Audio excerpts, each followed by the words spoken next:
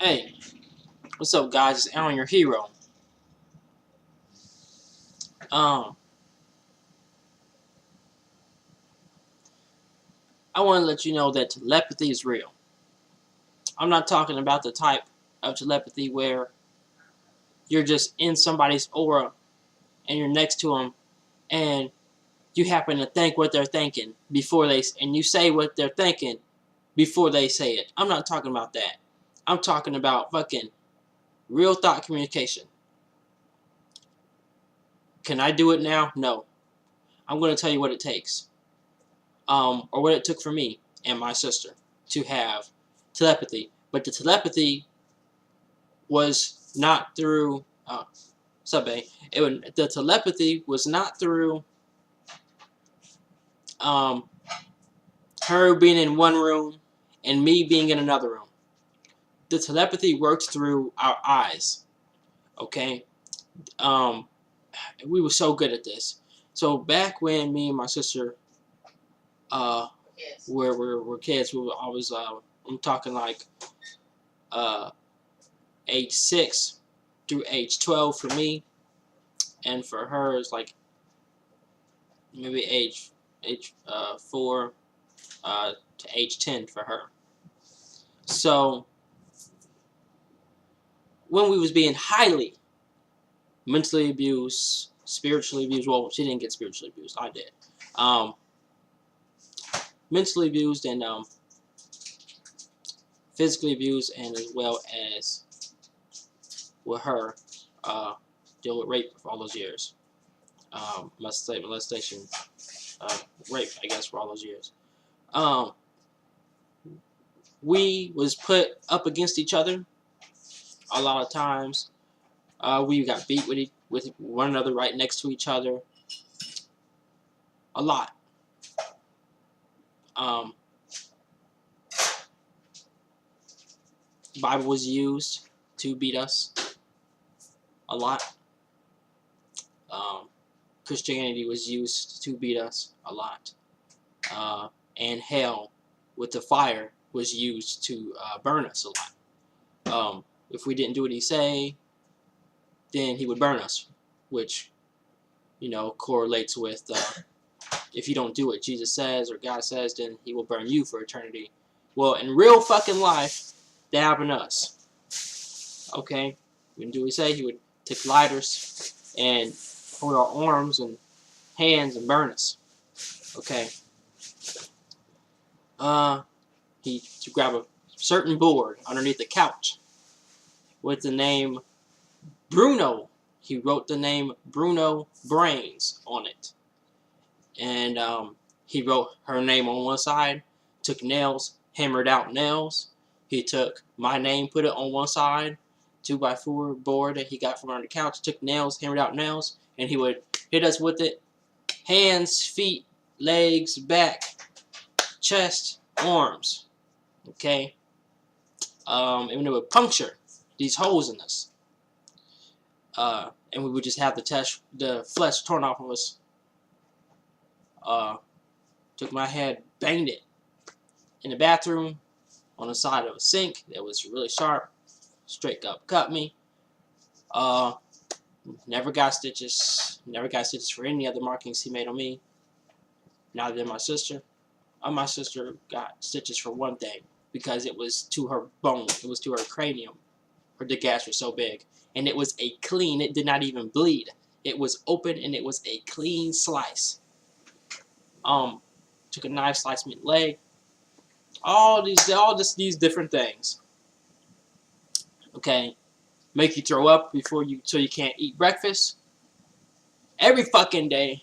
No rest. Every time your mom goes to work, no fucking rest. Because you can't rest. Because if you go to sleep, he will come in there and take his fist and punch you in the cheek. So, church tells you turn the other cheek. I did that literally. And I got punched in the other cheek. So it doesn't do shit. Turn the other cheek. It's better to defend yourself. During this time, I also pray him to stop raping my sister. But it would get worse and worse and worse. So I pray for this Jesus. And I'm like, I thought you omnipresent. I thought you know, for me, I'm ready to see this fucking guy come in And I'm ready to see him with my abilities open, because I can see the shit. I can see demons walk. I can see things that look like them, I guess. I don't know if they're actually specifically demons. I don't know, because there's otherworldly things. But whatever I saw on TV, if it had a similar look like that, that's what I thought it was. And because of church. So, you know, don't pray. If your person's, you know, somebody getting raped, hit them, grab a bat, grab a pan, grab a racket, grab a fucking lamp. Hit them, run, grab your sibling and run, grab your mama and run. Okay? Don't pray. I live with that every day, knowing that I just sat there and prayed, and knowing what happened, and hearing things get worse, and hearing the bangings on the wall, and the weird sounding shit sounds. The weird sounds where it sounds like a child is having sex sounds along with getting beat. Okay? You will never want to live with that. Do not pray. Grab something, hit him, hit her, take your brother, take your little sister, whoever it is, get the fuck out of the house and fucking run, tell somebody, get them to call the police, because you don't want to live with that for the rest of your life. Now, all of these things and more, but all of these things, okay, I'm talking every day without rest. This is what brought me and my sister to look at each other's eyes. We would just be like this, and we'll just look. And we can talk just like that. I'm not shitting you. I'm not fucking playing around. When your survival mode is so high, you start acting like animalistic, because it's like it's like, if you don't talk, you have to have a way to communicate. You cannot have him, okay, know what the fuck you're going to say, because they intercept your plans. They see what you're planning. They see you talking, you know, because he would punch me in the stomach really hard. I fall to the ground. My sister would come to me, and he would be like, "You love your brother now? You love your brother now?" and shit like that. Like, you know, or "You love your mom? Oh, you love your mom?" and stuff like that, and try to break up the love bond that you have. That love bond that you have is the only thing that's really keeping you gripped together in a home that's so highly abusive every fucking day and night. Okay? If my mom wasn't there at nighttime, B. If my mom wasn't there in the daytime, B. Most of the time she was there in the daytime. Okay? So, sometimes she was beating during the day. Okay?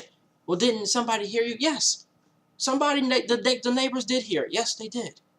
And they tried to get us to a church, which we went to their church, which we fucking did follow what the fuck they said. Nothing.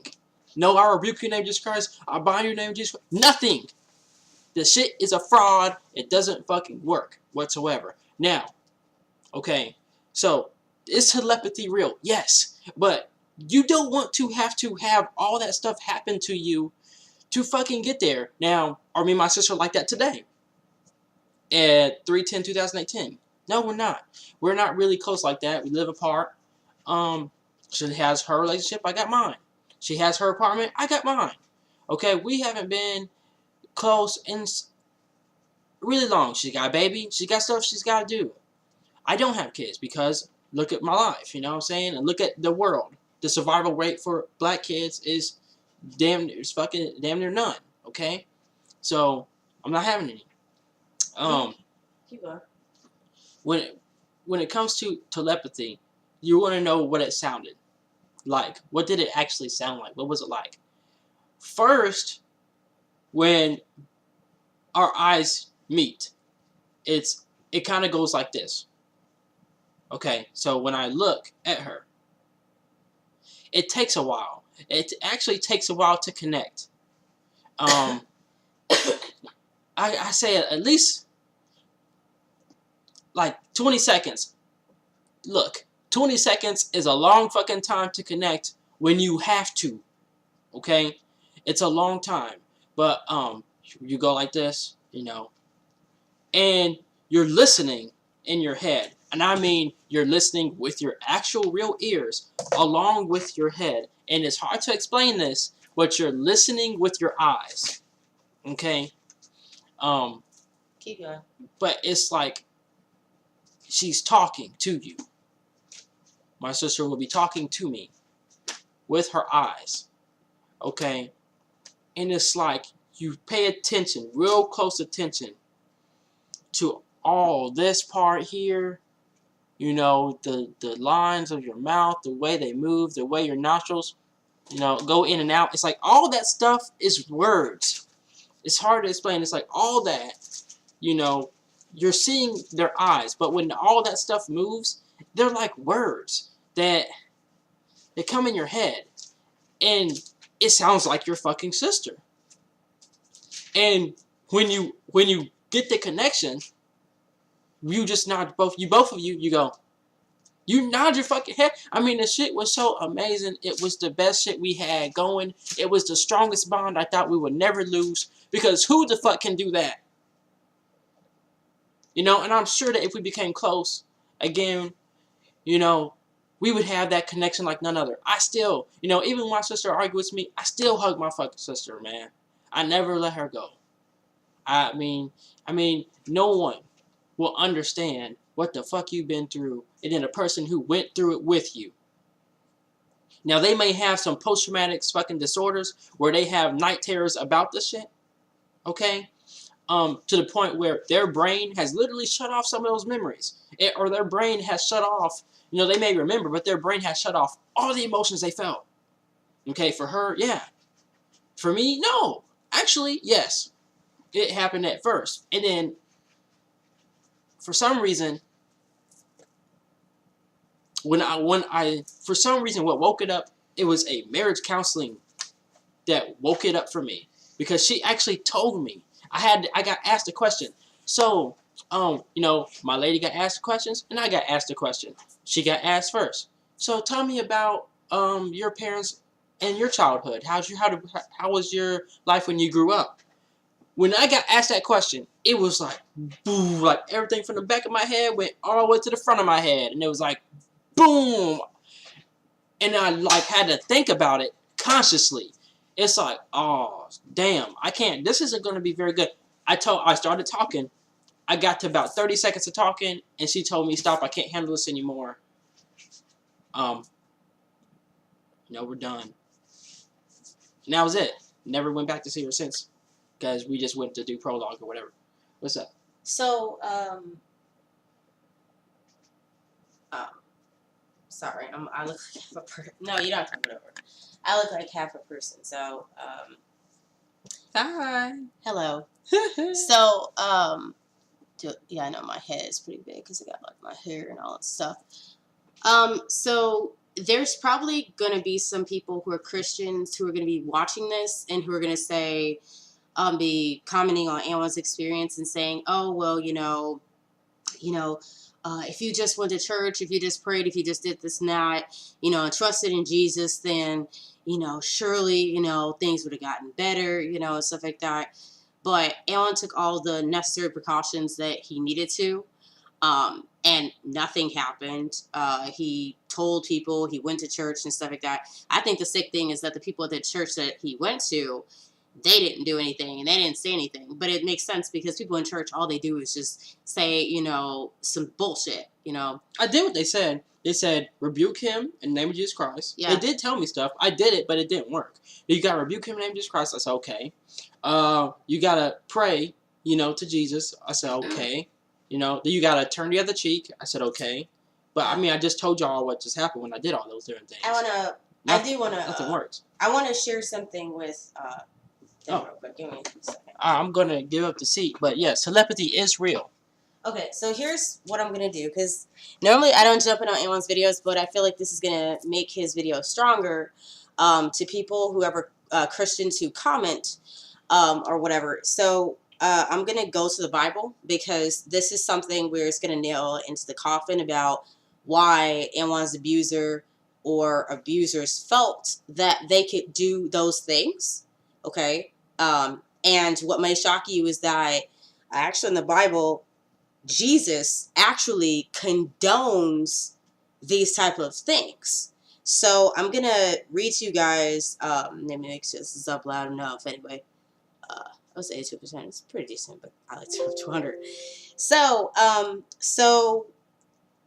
Alan's abuser felt justified, and a lot of other abusers who are doing things to people, they feel justified because a couple of these verses in the Bible. Like I said, the Bible was used also against me. This is stuff that he said. He always said, "God told me to. God told me to." Well, for a lot of times. Let me read that. Go ahead. Go ahead. Sweetie. So this is why his abuser probably felt justified in what he was doing. So this is in the Bible. So I have a English Standard Version Bible, but it's also can be found in the King James Authorized Version, and I'll have him read the same lines that I'm reading, just so that if anybody who trusts the King James Version of the Bible thinks more of that, then they can hear from both versions. If you have a Bible, in fact, if you don't have a Bible, go online and look up these lines, this chapter or whatever, this section of the Bible, the chapter and the lines, and you can read it for yourself. So let's go to, it's Matthew. It's the book of Matthew. It is, I opened it, yours. So it's Matthew. It is chapter 10, line, we're going to start at 34. Okay, so this line starts 34, and I'll repeat it again. Matthew chapter 10, line 34. And this is Jesus talking, okay? So it says, "Do not think that I have come to bring peace to the earth. I have not come to bring peace, but a sword. For I have come to set a man against his father, and a daughter against her mother, and a daughter-in-law against her mother-in-law, and a person's enemies who will be those of his own household." Okay? So if you are a Christian watching and you have read Matthew chapter 10, line 34 to 36, you understand why people feel justified in coming in and breaking up people's households, their family relationships. This is not the only verse that does this. There's several like this. But people will use this because they'll say, "God told me to," because they'll see that Jesus said this. And if Jesus said it, then they think it's okay, because what people don't know is abusers are Christian. Okay? So they think, oh, okay, so I just take the word of God and I can use it, and use it however. This is the, supposedly supposed to be inherent word of God, right?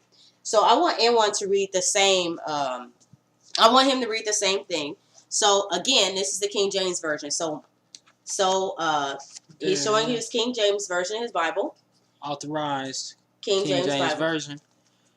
Okay. It's so in here, this is the one. This is a book I got from my pastor.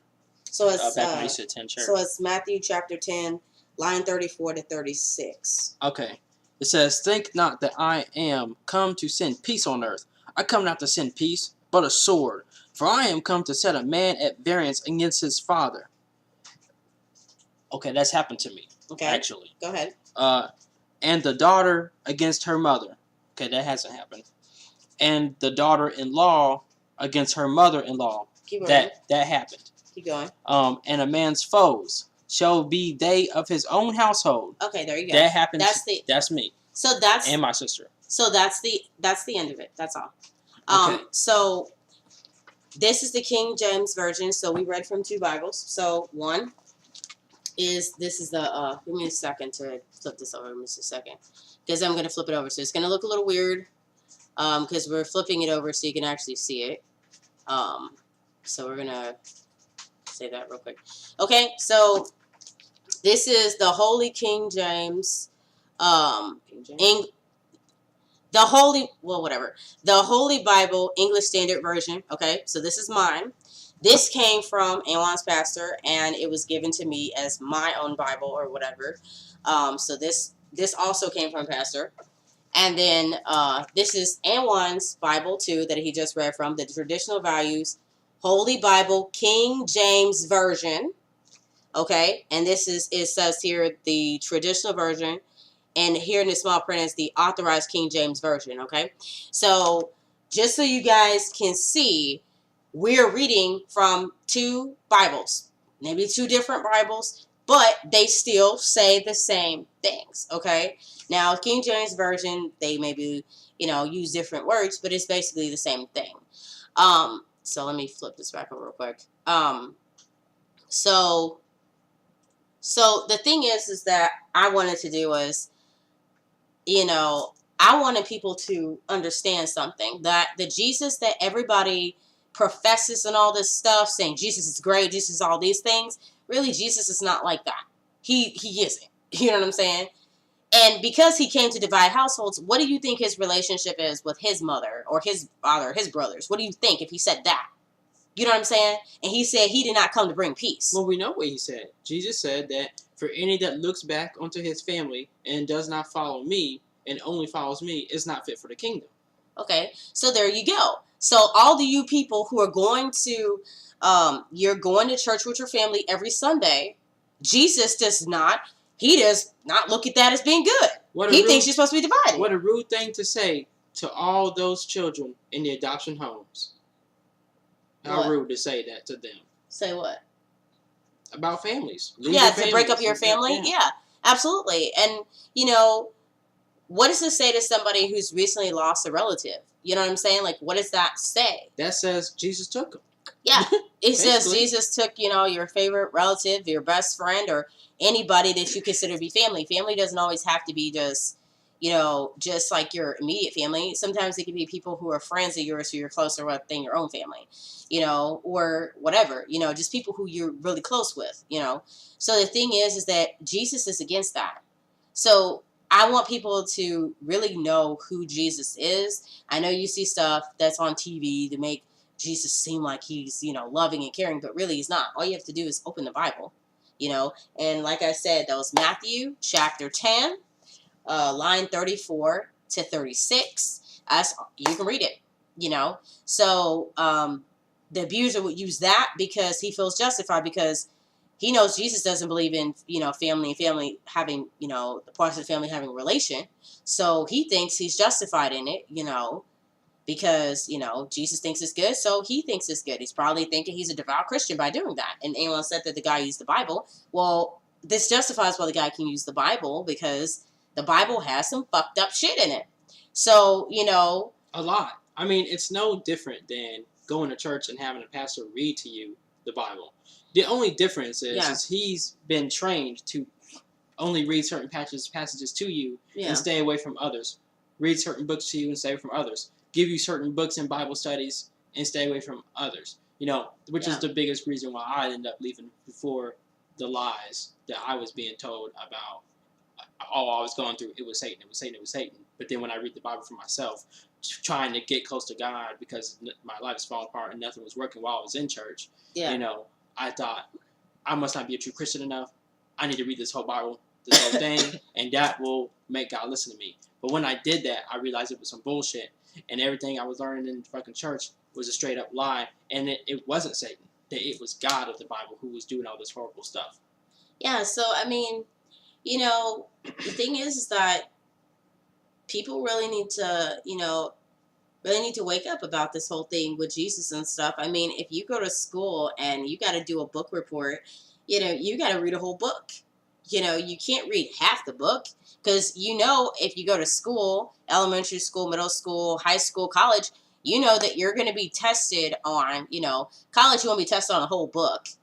Now, if you got to read a book, yeah. But if you have to read an entire, let's say for college, you have to read, 3 to 5 chapters or something of a book, and you're going to be tested on it, right? If you're going to be tested on it, you got to read all them chapters. You got to read all the stuff you don't want to read, because you want to pass that class, because you might have a midterm final exam. You need that, those credits so you can graduate. You know what I'm saying? So if you would put all that energy into, making sure you know that information, or if you got to go to elementary school, middle school, and you got to read a whole book, if you got to do that, then you're going to read the whole thing.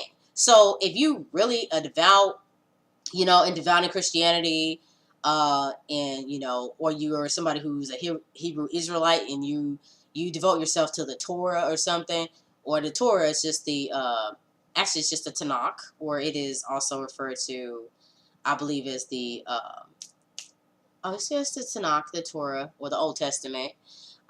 which they all have the same name. Which basically, if you guys are following the Old Testament, you're just, you're still Christian. Really, you really are. You're just, you just follow the one half of the book, the more stricter part, as opposed to the part with the Jesus stuff.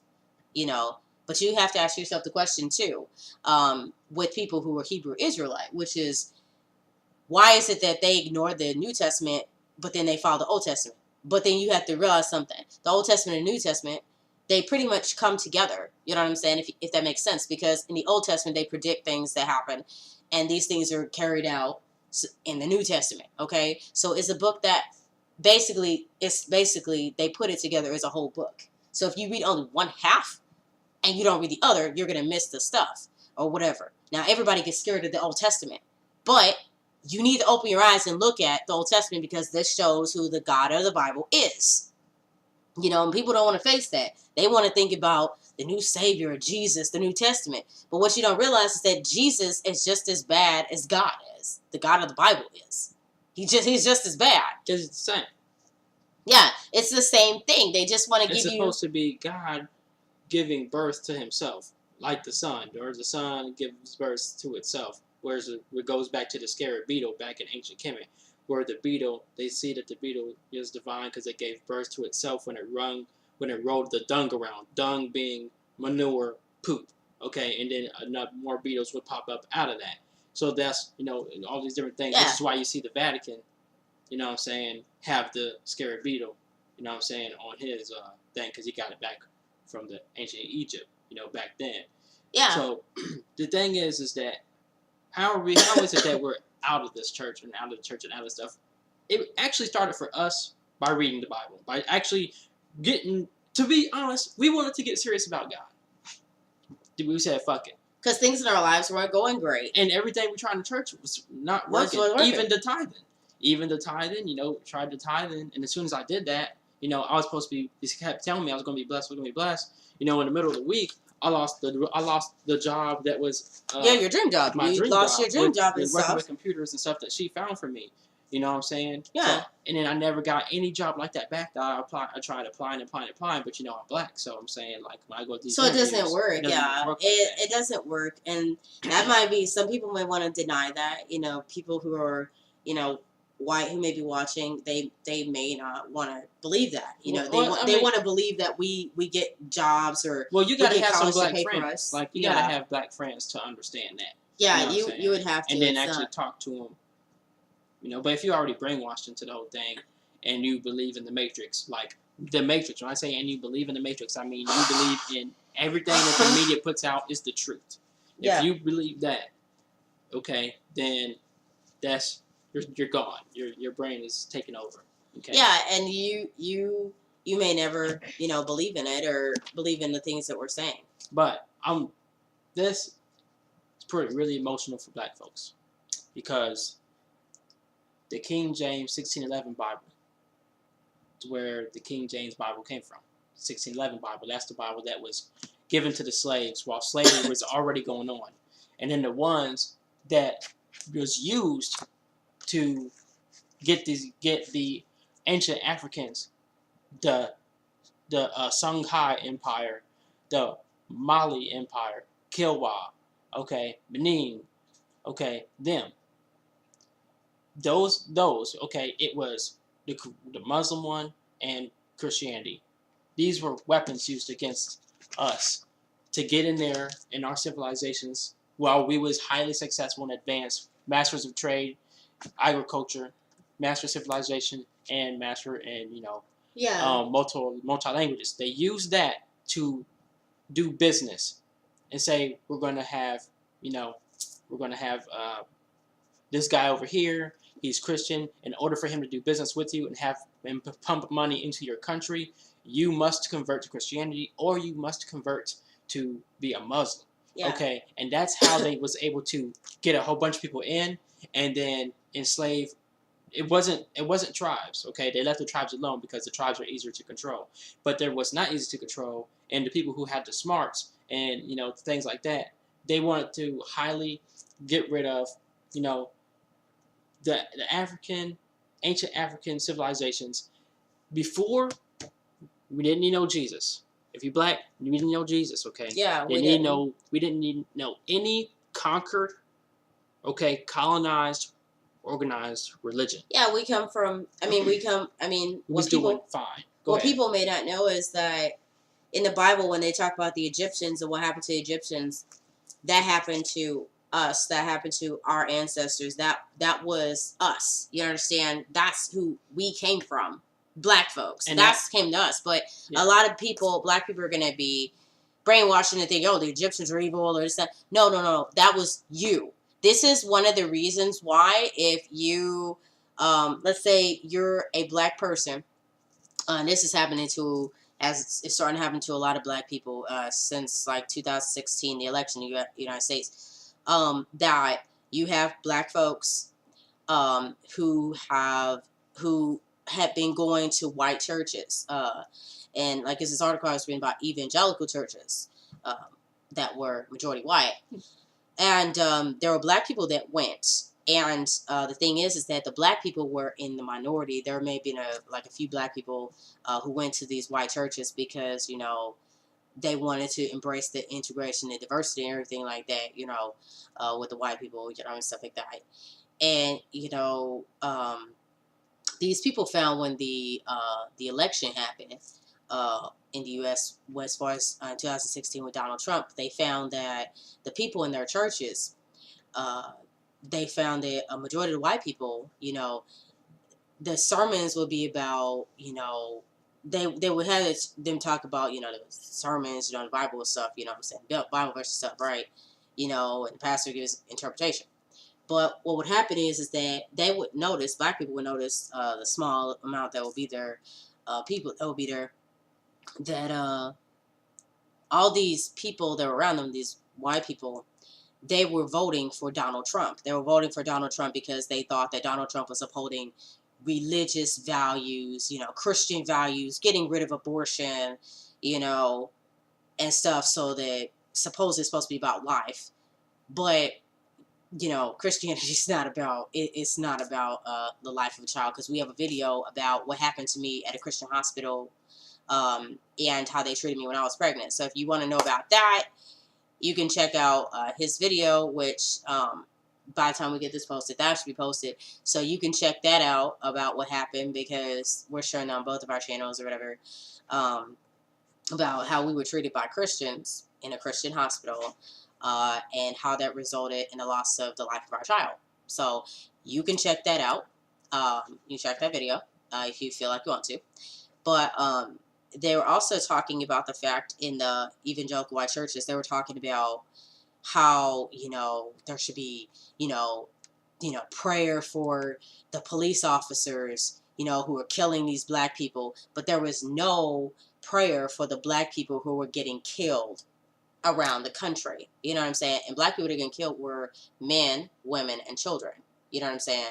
So, I mean, that's horrendous to me that they were getting killed. Well, that's because they used the fact that some black women was having babies out of wedlock as justification to kill blacks.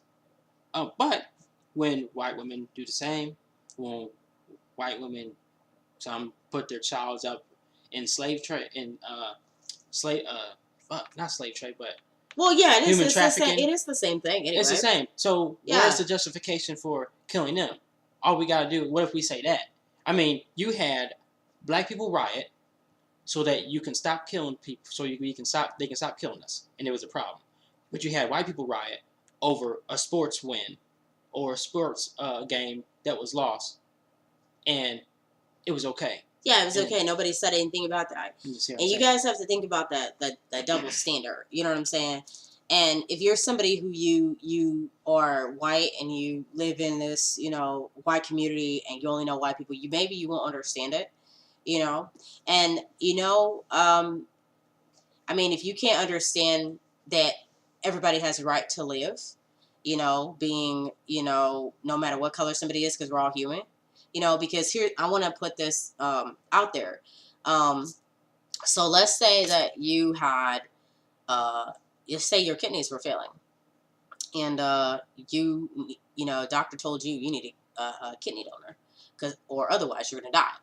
So let's say, you and your family, you've been praying and all this stuff like that, and nothing happens, nothing comes through.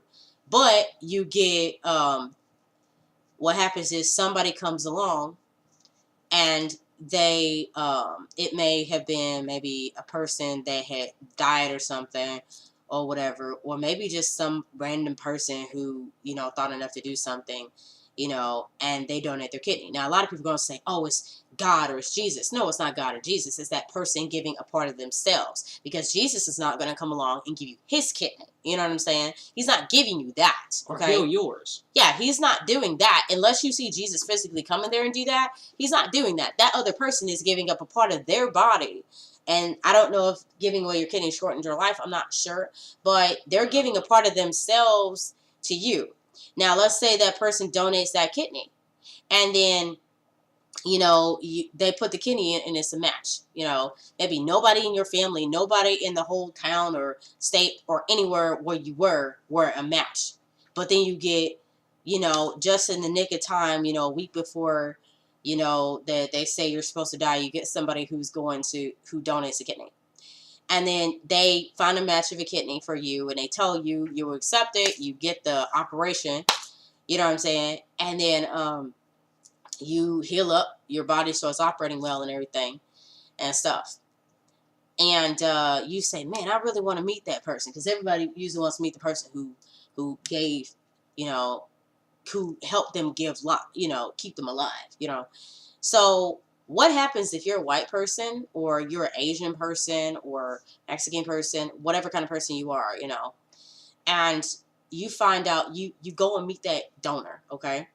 And, you have this, party, and the people from the hospital, they fly the person who gave their donor, let's say this person's alive, and they gave a kidney to you. And the person who gave you a kidney, you meet the person, people from the hospital bring them over to your house and stuff. You got all your friends and stuff. And you're white, you have all white friends, or you're Asian, you have all Asian friends, and maybe white friends and stuff, or you're from Middle Eastern, you got all Middle Eastern friends, whatever, And you, the hospital brings the people over, the doctor and the team, they bring the people over. And you find out the person who donated that kidney to you. What if you find out that person was black? What then? You find out that you have a part from a black person in your body that is keeping you alive, that's circulating, keeping you alive, and, making sure those fluids go through and cleaning out your body and stuff like that, and strong and healthy and stuff, or whatever, and they gave a part to you. What do you say then? Or what if it's anybody in your family, and they get a transplant, and it happened to be a black person that donated their organ to keep that family member alive, or your child alive, or whatever? What do you say then?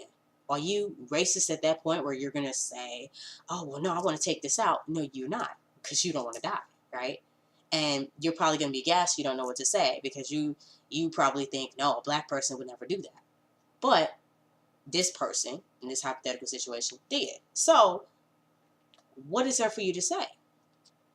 That, oh, black people are not what you thought they were?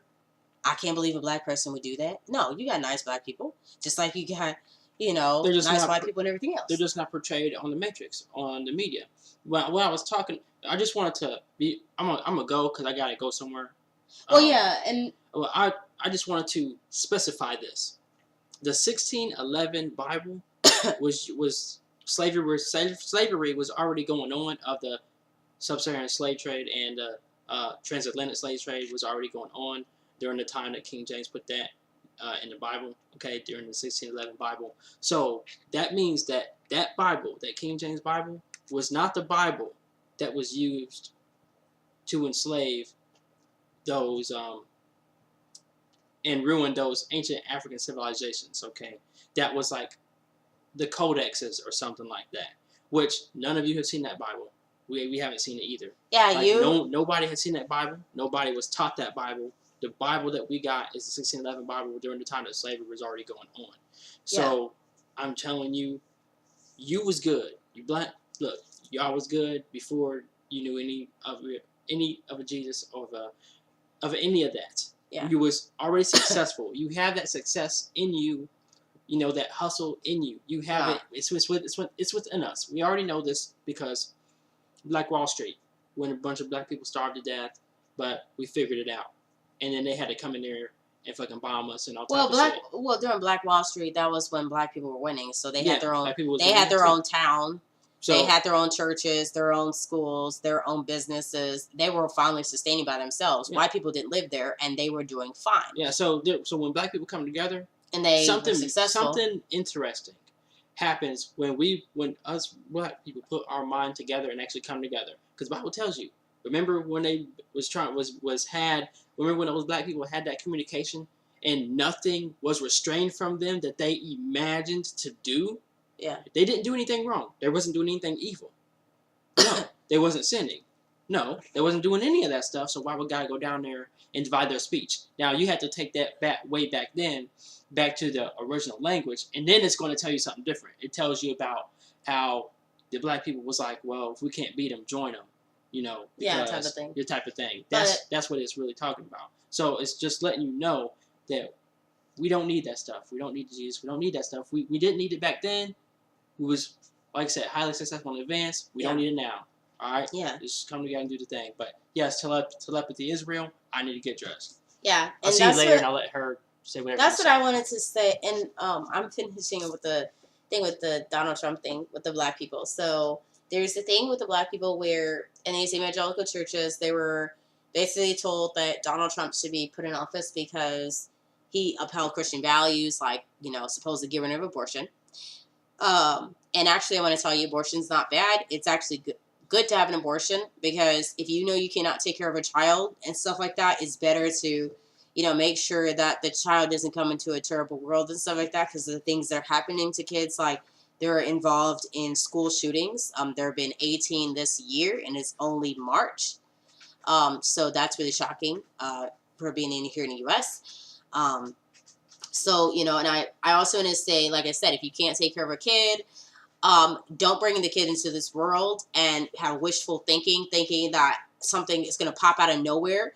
Like they'll make you think in the church. Don't do that because once you have that baby and you come start asking the church for help, they're not going to help you. And I'll give you an example. There was this lady, I was at a Planned Parenthood, and I saw them standing outside Planned Parenthood. And so I went up to this Christian group of people, and I asked this lady, I said, so if I got pregnant and I'm carrying this baby and stuff, and I have a baby, am I going to be able to come to your house? Because you guys are telling me that, you know, you should have the baby, and the baby should live, and baby should be taken care of, and stuff like that. You know what this lady told me? She said, no, you can't come to my house. I'm not going to support you and your baby. That's what she said. And this is a Christian woman. She's coming from this Christian church, right? And there's these Christian people outside this abortion clinic, right? And that's an issue. You know what I'm saying? So I want people to know that, okay? Because when you finally come in contact with Christians and you ask them these things, like if they're going to help you out, they don't want to help you out. You know, so the thing about Donald Trump getting rid of abortion, you know, the evangelical white church, the majority of white people, and really, wanted that to happen.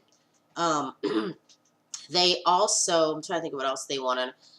They said that they thought, you know, it was justified to pray for the police officers who were killing the black people. I'll tell you how bad it got. These people, these white people in these churches believe so much in the innocence of these police officers that they went, and Anna's probably not going to believe this, but these white people, you know what they did for these police officers? They did fundraisers for these people, okay? They fundraised and gave the money to these white police officers, okay? That's how much they thought that it was justified for these white police officers to kill these black people, and thinking that police officers, they were justified because black people are this and that because of the media, okay? This is how much they thought this, okay? And these white evangelical churches were not talking about, you know, how we should all, honey, they can see you. They're also they were not talking about what was happening to black people, how black people were going around in fear and fearing for their lives, men, women, and children, you know, and worried that they would die, you know. It was not uncommon for black women to get tased in the stomach that were pregnant. It was not uncommon for people to get stopped and you fear you're going to die. You know, I've had police pull me over for no reason. You know what I'm saying? When I first started living where I live, you know what I'm saying? And so, and yeah, I do live in a white neighborhood. So, you know, that's unusual. And I don't have a criminal record. I don't, you know, haven't did drugs, haven't done anything bad. I have a clean background, everything. Anyone has a clean background too. We've never done drugs, nothing. So it doesn't make sense, right? They're just pulling us over because we're black. You know what I'm saying? So it makes no sense. I'll tell you also, Anwan was riding with his friend's wife. So Anwan was riding with his friend, and his friend, who's a white guy, drives around all the time, never gets stopped, nothing, right? You know? And when his friend had Anwan in the car, then the police pulled them over several times because Anwan was in the car and stuff like that. And his friend was like, hey, what's going on? You know, why am we getting stopped so much?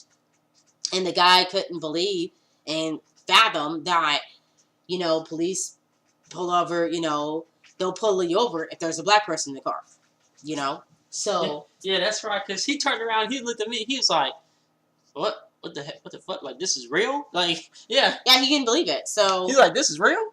Yeah, so guys, I mean, the stuff that, and I'm going to finish this up. The thing is that I think now, black people, I think it's really good now that they're starting to realize and understand what's going on with these evangelical churches, but they find themselves not having a church to go to. But I think it's good because, you know what? I think that they need to get out of these churches. Get away from that. Go back to your history, you know. Go back to who we were. You know, black people have a history. We don't just come from slavery. You know, we don't come from a primitive country. You know, people say, oh, Africa's primitive. Well, actually, Africa feeds the world. If you're somebody, if you go in your kitchen right now, I bet you the ingredients and stuff that you have comes from Africa. If you're a woman, you're wearing a diamond ring, guess where that diamond came from? It came from Africa, okay? If you're getting gas in your car, it came from Africa, okay? So if it wasn't for Africa, then you wouldn't have what you have. You understand? Technology, same thing. So I don't want people to sit here and think, oh, well, Africa's third world country and this and that other, because it isn't. It's not small. It's big, yeah. You can fit United States inside of it. Africa, absolutely. That land is humongous. Okay, look up the size comparisons. Google the size comparisons. Okay, it's bigger than you think. Yeah, so, you know, people thinking, and people are going to say, well, if black people feel that way, why don't they just go back to Africa? Guess what? We tried going back to Africa. Did you know what? We can't seem to get back to Africa. You understand? Because there's people who are racist going to say, oh, well, you should just go back to Africa. They won't let us go back to Africa. They won't let us do that. Why do you think they give us a fucking movie? Because they know damn well we can't really go back there. Yeah. Especially they won't let us trying do to go that. back down there and help the people and help our own people down there who's been getting colonized this whole time. Yeah, I mean, absolutely. I mean, the thing is that people don't, and what people don't know is that the people in Africa, they actually want us to come back. But it costs so much damn money for us to go to Africa. It should be cheap, but no, it's not.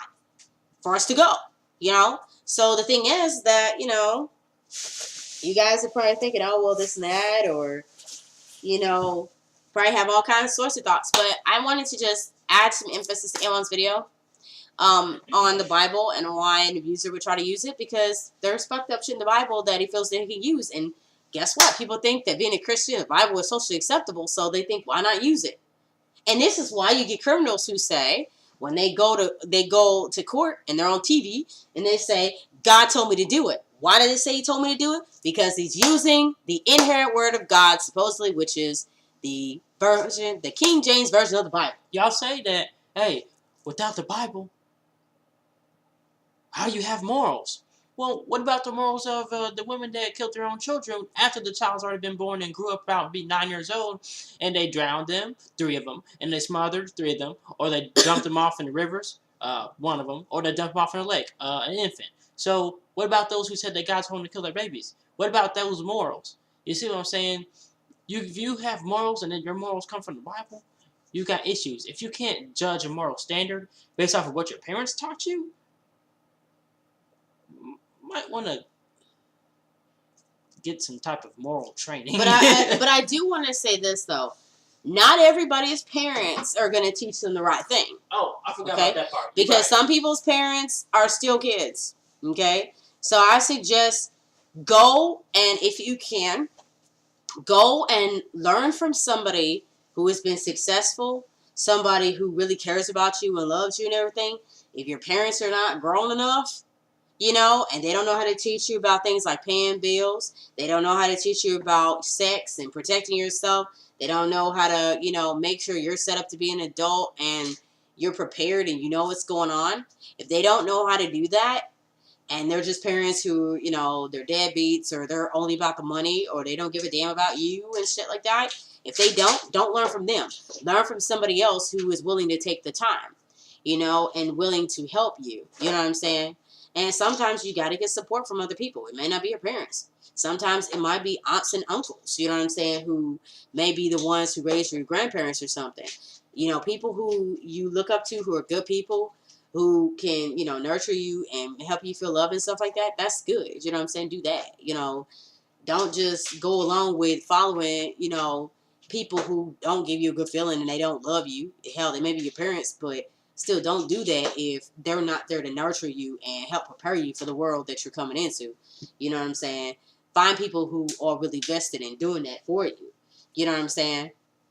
That's what I'd like to say and stuff like that. And I know that's what Anwan wanted to say too. You know, find people who have morals. Sometimes it might be teachers. You might have a teacher who, you know what I'm saying, you look up to and stuff like that or whatever, and they take the time with you. Go ahead with that. You know what I'm saying? It doesn't have to be your parents who just gives you morals, okay? And good morals to help you to live a good and successful life, okay? So, this has been Anwan's video, but I kind of jumped into it and stuff to give them some emphasis. But, so, I'm going to let Anwan go ahead and end the video. So, I'm Butterfly Spirit 314, and, this is Alan, your hero. And, well, we're going to be going to get some barbecue, so. Thanks for watching, y'all. I really appreciate it. See ya. Bye.